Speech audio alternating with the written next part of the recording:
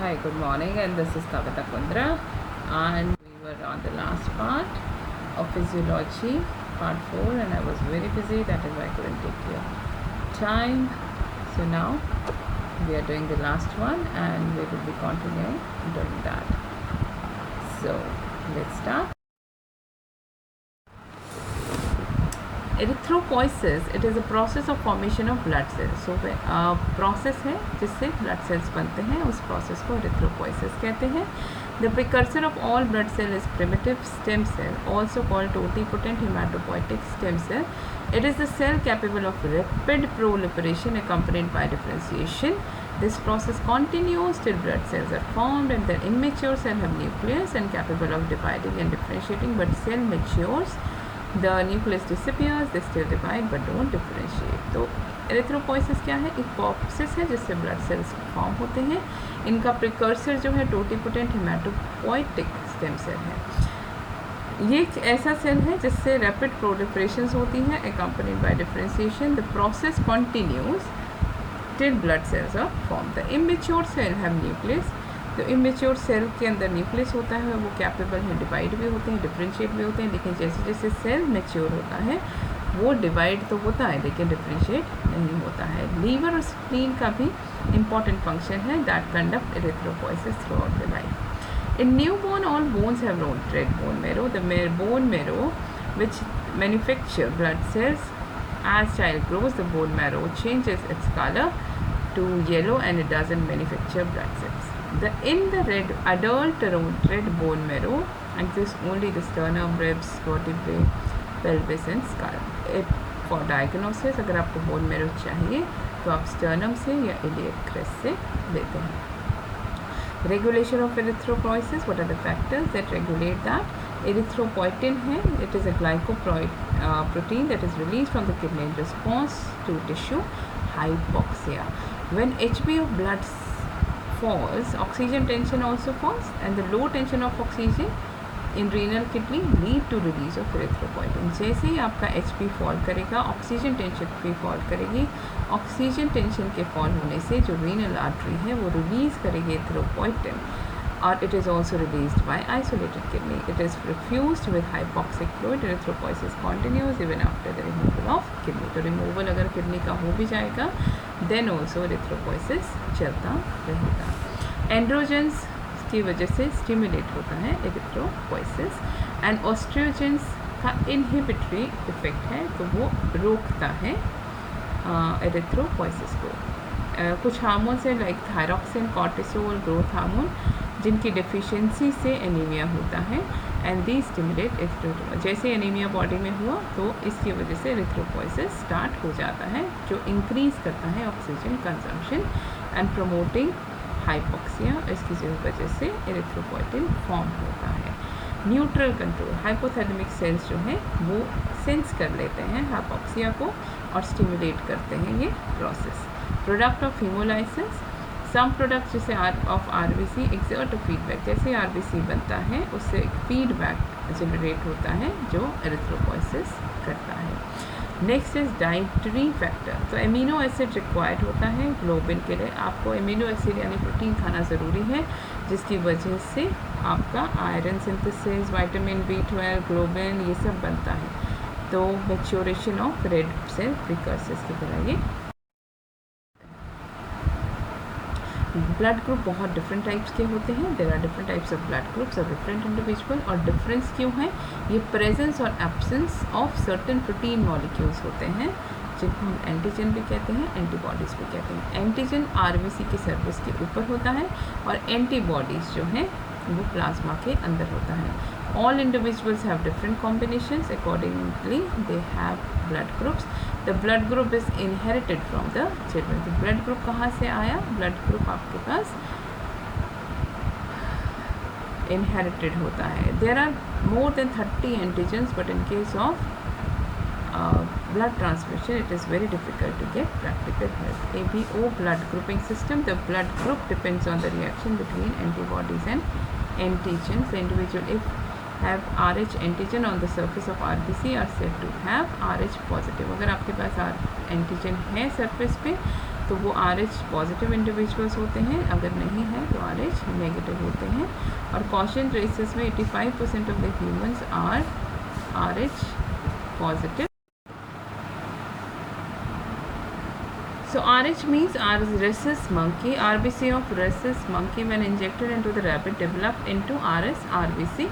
It was discovered that rabbit containing anti-RSS antibodies and could accumulate not only RS RBCs. Human having these antigens are RH positive, and if they don't have, then it is RH negative. The person with RH negative doesn't have RH antibodies, and if the person gets blood from the person with RH positive blood, whose antigens can trigger the production of RH antibodies, and a person with RH positive can receive blood from RH negative without any problem. That means कि एक person जो RH positive होगा, जिसका blood group positive है, वो एक person जिसका negative है उससे easily blood ले सकता है, लेकिन जो RH नेगेटिव वाला है वो इजीली ब्लड नहीं ले सकता, बिकॉज उनका एक एंटीजन, एक एंटीबॉडीज बन जाता है। तो RH इनकेपेबिलिटी भी एक इम्पॉर्टेंट टॉपिक है। RH incompatibility leads to the production and complications. If RH negative is given RH positive blood, there is no adverse conditions, as RH doesn't have anti-RH antibodies that may damage the donor red cells. The donor red cell induce the immune response in recipients. As a result, anti-RH antibodies are synthesized. It takes two. There is no adverse conditions, as RH doesn't have anti-RH antibodies that may damage the donor red cells. Donor cell induce immune response in the recipient. As a result, anti-RH antibodies are synthesized. It takes 2 to 4 months before high titer of RH antibodies. By this time, antibody doesn't harm anyone. First phase of transfusion passes silently.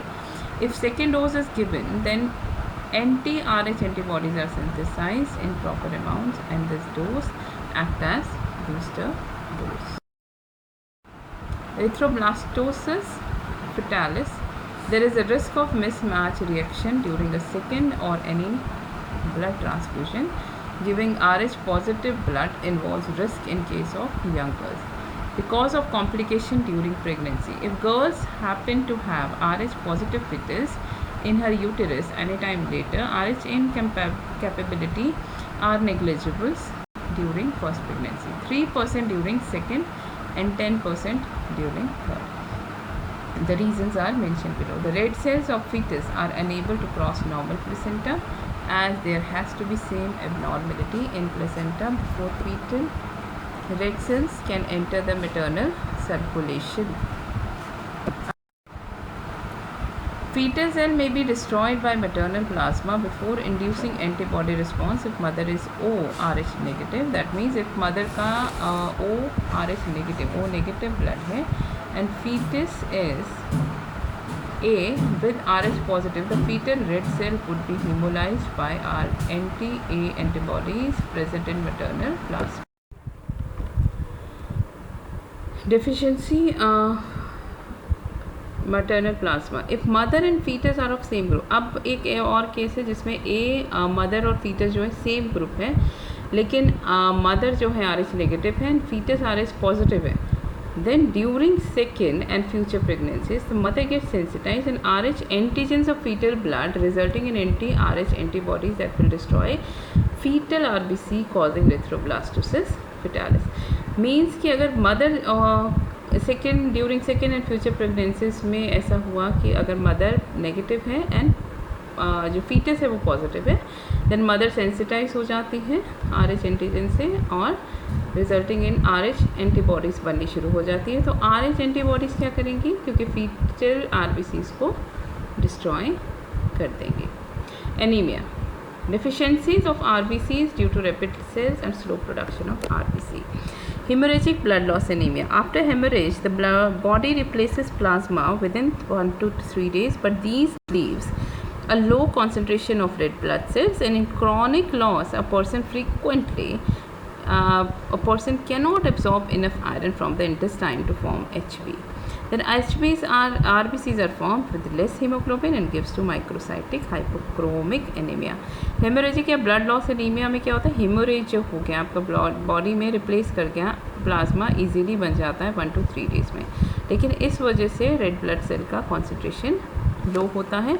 In chronic blood loss a person frequently and in chronic blood loss में person can not absorb enough iron from the intestine to form HP. अब iron ले ही नहीं पाता है जिसकी वजह से वो HP बना ही नहीं पाता. And RBCs are formed with less haemoglobin and gives to microcytic hypochromic anaemia. Next आता है aplastic anaemia. Aplastic है, P से प्लास्टिक याद रखिए और ए प्लाजिया याद रखिए जो बोन मैरो में होता है. That means lack of functioning of bone marrow, तो प्रॉपर फंक्शनिंग हो ही नहीं रही है. It occurs due to excessive X-ray or radiation treatment and certain chemicals. Iron deficiency anemia. This is due to inadequate dietary intake of iron, poor intestinal absorption of iron, abnormal losses of iron from the body. For example, heavy iron requirements, like in case of iron abnormalities such as pregnancy, lactations, the RBCs are smaller than normal. This is indication of hypochromic and microcytic anemia. Megaloblastic anaemia, जब आपका vitamin B12, folic acid and restrictive factors of stomach are less available, then it slows down the production of erythroblast. तो erythroblast आपके कम हो जाते हैं.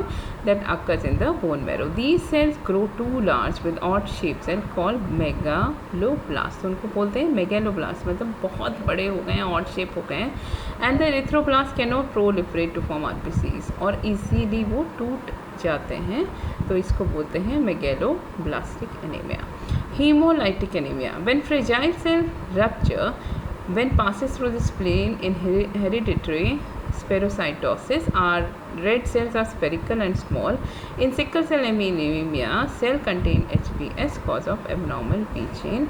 Due to abnormal hemoglobin, red blood cells assume sickle shape. Hemostasis.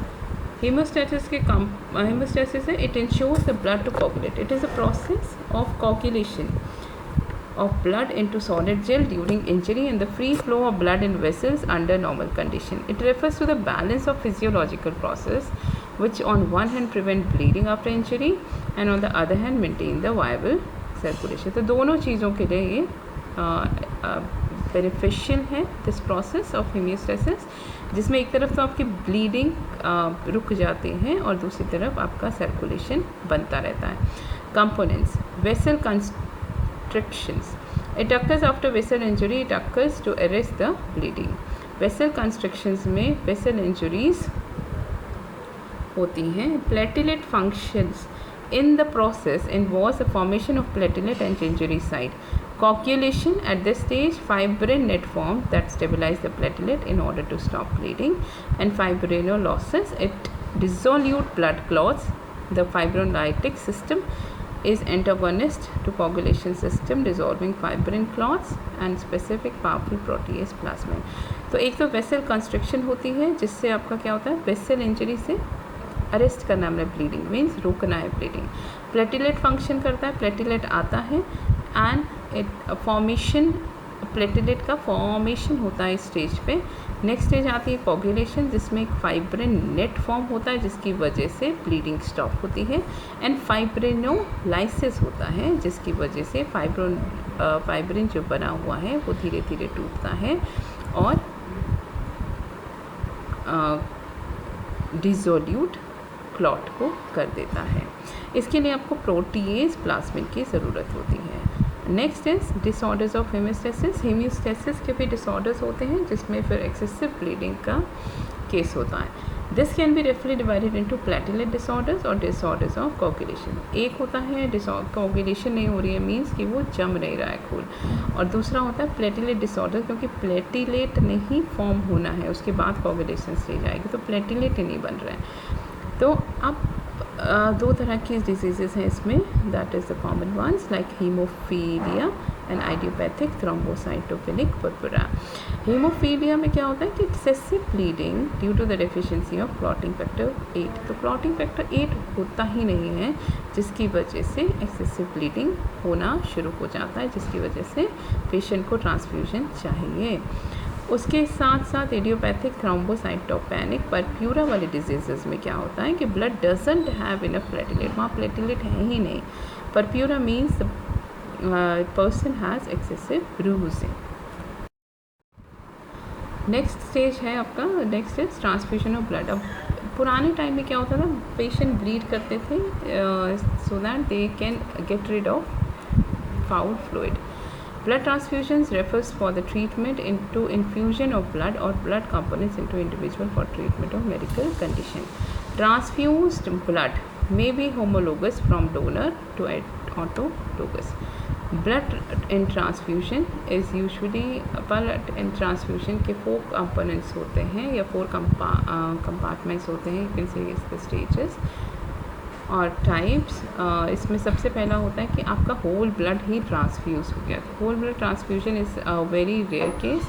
Second one is red cells. It is used in all treatments that can be medically corrected such as rheumatoid arthritis, that is a very common disease, and cancer is also very common these days, and red cells break down in newborn and sickle cell diseases. In diseases में we use red cell transfusion.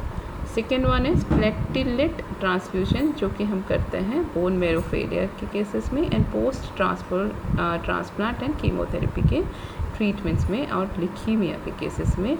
And plasma हम transfuse करते हैं जब हम fresh frozen plasma is used after obstruct loss of blood during cardiac, जैसे heart surgeries हैं तो उन केसेस में we transfuse plasma. So this is all for this chapter, and thanks, like and subscribe and share to help others, and please stay safe, stay protected. If you need any kind of help, then message me or write in the comments. We'll surely help you out in that case.